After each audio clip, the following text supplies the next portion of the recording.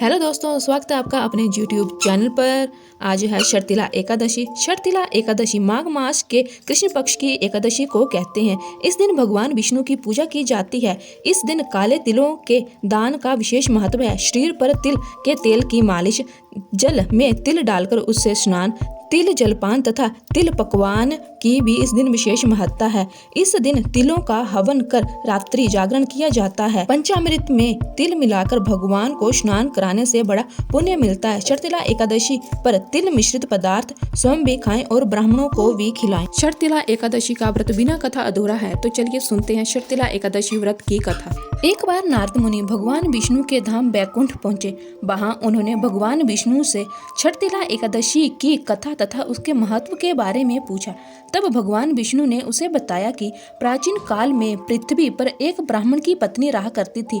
उसके पति की मृत्यु हो चुकी थी। बहुत श्रद्धा से मेरी भक्ति करती। एक बार उसने 1 महीने तक व्रत रखा, मेरी आराधना की। व्रत के प्रभाव से उसका शरीर शुद्ध हो गया, परंतु वह कभी ब्राह्मण तथा देवताओं को नियमित अन्न दान नहीं करती थी। अतः मैंने सोचा कि जे स्त्री बैकुंठ में रहकर भी अतृप्त रहेगी, मैं स्वयं एक दिन उसके पास भिक्षा लेने गया। ब्राह्मण की पत्नी ने जब मैंने भिक्षा की याचना की, तब उसने एक मिट्टी का पिंड उठाकर मेरे हाथ पर रख दिया। मैं वह पिंड लेकर अपने धाम लौट आया। कुछ दिन पश्चात वह अपनी देह त्याग कर मेरे लोक में आ गई, जहाँ उसे एक कुटिया और आम का पेड़ मिला। खाली कुटिया को देखकर वह घबराकर मेरे पास आई और बोली कि मैं तो धर्मपरायण हूँ, फिर मुझे खाली कुटिया क्यों मिली?